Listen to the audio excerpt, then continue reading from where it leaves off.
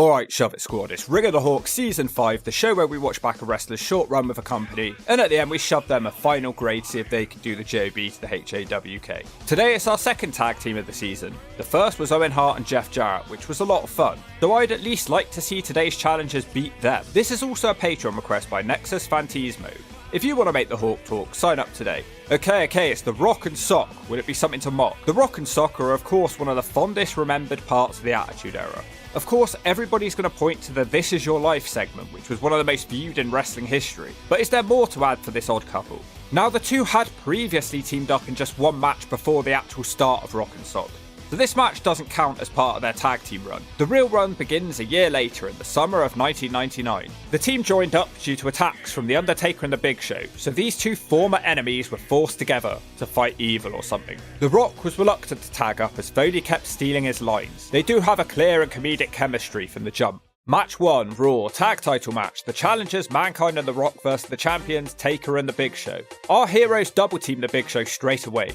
They take him down with a double face buster. The Big Show recovers and hits Foley with a side slam. Show keeps trying to cut him in half across the ropes. Taker sends Foley into the steps on the outside, and back in the ring, Show hits a big snap slam with The Rock having to break up the pin. Foley is now sent into the crowd by the Taker with some drunken old hag trying to cop a feel of Foley. Show picks Foley up and slams him on a piece of commentary desk. Paul Bearer suddenly appears and he shows the Undertaker something, and they quickly walk off. The Rock gets the tag, but they still can't handle the Big Show's power. Show chokeslams The Rock into the mat and he kicks a chair into Foley's face. The Rock kicks out the chokeslam and Show misses an elbow drop. Big Show then fights out of a mandible claw, which causes a ref bump. The Rock decks Big Show with the steel chair, and together The Rock and Foley do a double people's elbow. The ref wakes up, which is probably the quickest a ref has ever woken up, and he counts to 3. We have new tag team champions on their debut. The Rock is a dick, and he doesn't let Foley hold his own belt. You'd have thought he could at least be happy after their win. Both these guys pulled double duty on this show, so I wasn't expecting a wrestling classic. What they did do is electrify the crowd and showed the makings of a great oddball tag team. Plus, it's a title win on their debut, so I'm shoving it a B. Match 2, SmackDown tag title match. The challengers are Shane McMahon and Triple H with Chyna versus the champions, Mankind, who starts the match on his own. And once again, The Rock is a dick and he leaves his partner to get smacked about for 30 seconds. The Rock tells Shane, "Shut up or I'll smack you one." Foley launches him out of the ring. He tries to suplex Shane, but he gets walloped from behind with a Triple H chair shot. It does start to resemble an actual match now. Shane hits a big spinning back elbow on Foley. Shane also dives to the middle rope for a 2 count. Shane's doing well and he connects with the Bronco Buster. Once again, Foley and The Rock are pulling double duty on this show. You'll find you'll get that of a lot of shows around this time. The roster was pretty thin. Foley does almost get the mandible claw on the game when Chyna smacks him in the slash zone. The game's too slow waking up and the tag is made to The Rock. The Rock gets a 2 off a DDT. Shane is once again sent flying out of the ring and Foley baseball slides him across the announce table to a huge crowd cheer. Billy Gunn teleports into the ring and hits a Faymaster on Triple H, which is the setup for the Rock bottom. There's no double people's elbow this time. The Rock just does it on his own, and that's the end of the match. This match was 90% Foley getting his ass handed to him with mostly boring offense. The tag team cohesion and comedy just wasn't there either. It's a D. Match 3, Raw tag title match. The champions are The Rock and Mankind. Foley gets to cut a promo, stealing more of The Rock lines. The opponents are Kane and Triple H. Basically nothing happens because Kane and Triple H are partners who don't get on. Foley hits his pulling pile driver on Kane. Kane isn't hurt and he boots The Rock, who responds throwing his face into the mat. Triple H tags himself in, which causes Kane to smack him one. The ref is distracted and Triple H hits Kane with a sledgehammer and The Rock connects with the Rock bottom. Rocky nails the people's elbow and it's over. Come on guys, I think you forgot that Triple H was the legal man. It was as clear as day. A short, forgettable match, it's an S. It's starting to feel like all the promos and interviews are going to be better than the in-ring stuff. Match 4, SmackDown, buried alive match for the tag team titles. The challengers are the unholy alliance of The Big Show and The Undertaker versus the champions, Mankind. And once again the match starts without The Rock. We do get some more tag team cohesion here with our heroes beating on The Big Show. The people's elbow is broken up by the Taker. Show chokeslams Mankind in the ring, and he carries him up the ramp towards the pit when Foley wakes up. The Rock comes to his rescue, and together they send the shovel into his nutsack, and then they push him into the pit. Taker saves The Big Show. It goes along like this for a while, with everyone battling around the pit. Rocky takes a rough throw into a barricade. Big Show does a huge throw off the stage with Mankind bouncing into the hole like a ball on a pool table. Mankind isn't done though, and he gets the mandible claw on the Big Show. Both men collapse into the pit. Mankind eventually knocks him out. Taker and The Rock are now in a backstage corridor when Triple H attacks The Rock from behind. Kane gets rid of him temporarily. Taker is now back at the pit, stopping Foley from burying the Big Show. Taker hits him with a shovel. The Undertaker is still being a dick to the Big Show and forces him to shovel his own dirt. The Rock returns, but so does Triple H, who unexpectedly hits the Big Show with the sledgehammer, who does take it like a champ to be fair. The game starts shoveling dirt into the hole on top of Foley. The ref just randomly rings the bell, even though hardly any dirt has gone into the hole. Triple H just keeps going because he knows it looks stupid. The match is over and our guys have lost the belts. It was a sort of spectacle, but watching it back, not much really happened. It didn't take much to put Foley down there.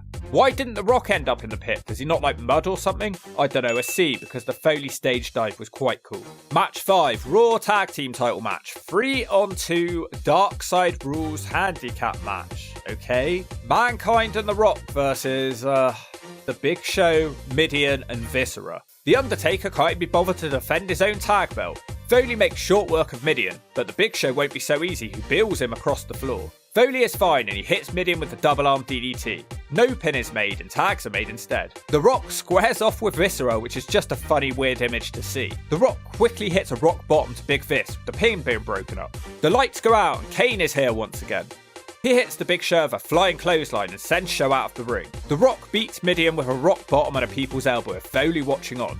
Also watching on was The Undertaker on commentary. He couldn't even be bothered to get off his ass to save his tag title. Not much of a match, and what was the point in changing the belts in the first place? It's a D. Match 6, SmackDown tag title match, The Rock and Mankind. Mankind with another funny promo of Mankind giving Rock a special cup for him to wear, versus the New Age Outlaws, Billy Gunn and the Road Dogg. It seems to be here that Foley first started referring to them as the Rock and Sock connection. Billy starts off well with a neckbreaker for a 2.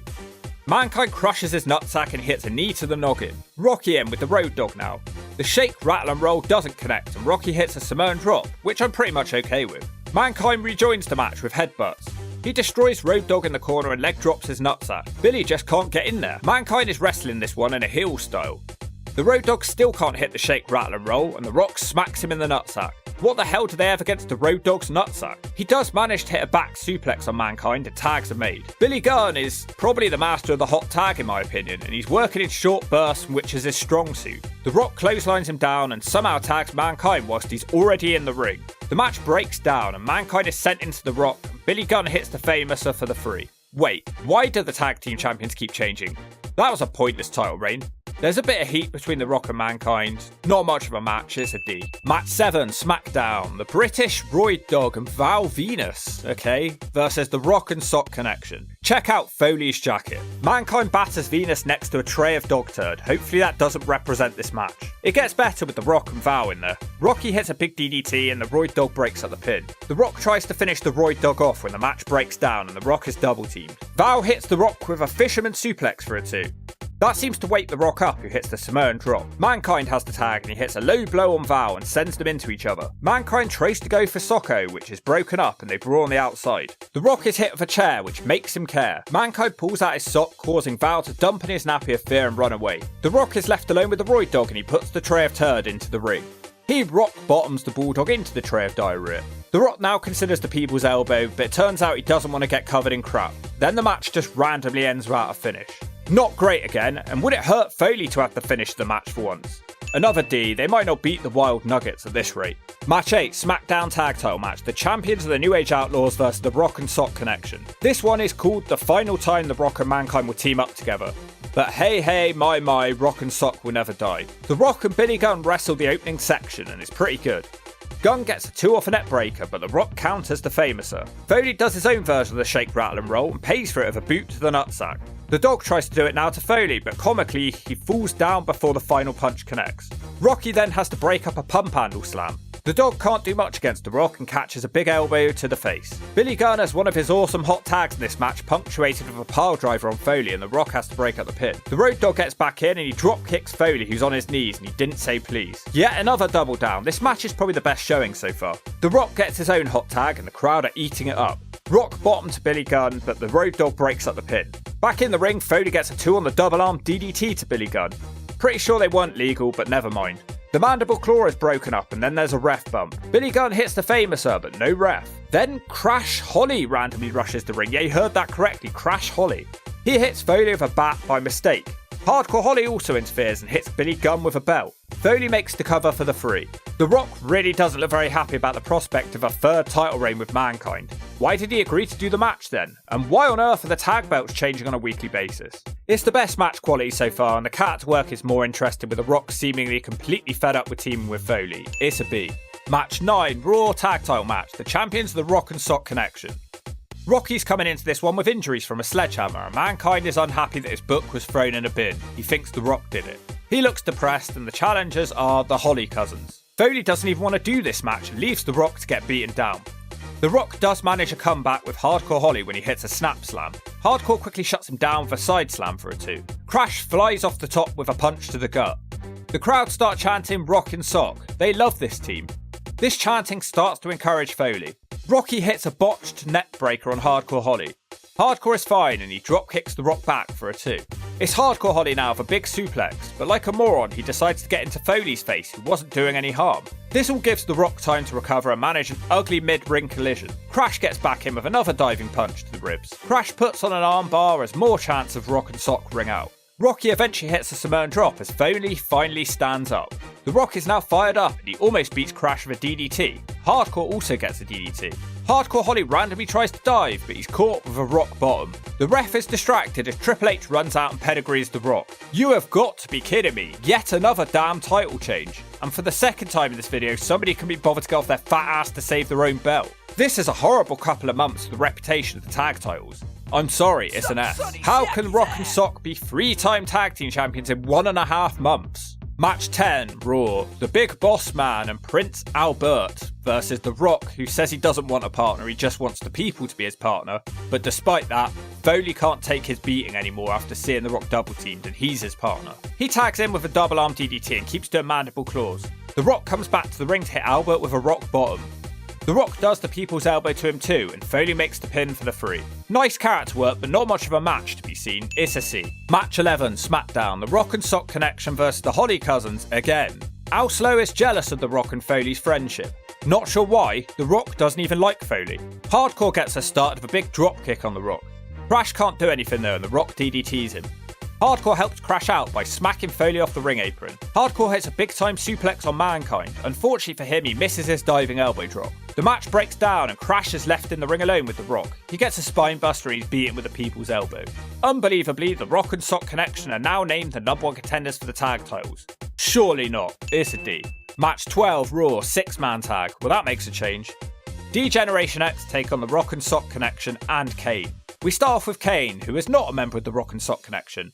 It's not called the Rock, Sock and Red Flock Connection. Foley gets the tag and clotheslines and leg drops Road Dogg like he's the Hulkster. Foley fights the Outlaws on the outside for a bit until he catches a heel kick from X-Pac. Al Snow decides that Foley needs his help.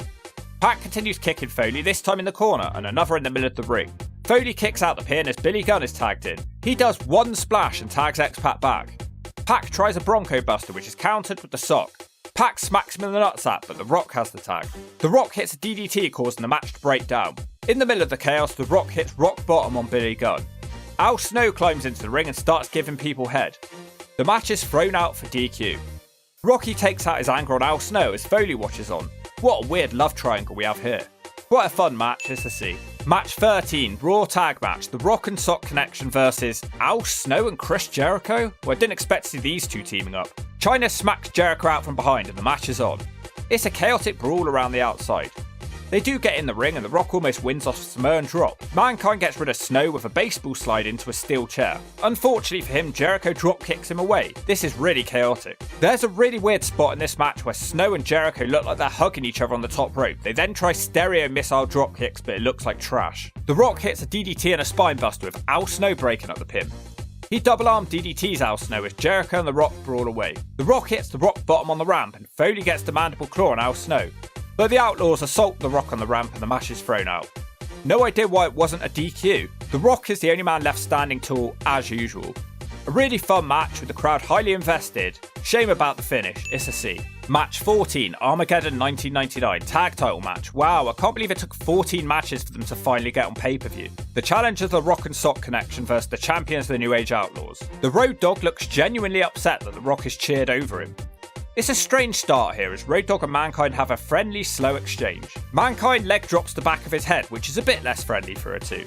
Nobody wants to see a sleeper in the first minute of a pay-per-view match. Billy Gunn joins the match and throws Foley face first into the mat. Foley now points at The Rock and the crowd squirt in their nappies with happiness. They get their wish and The Rock's in.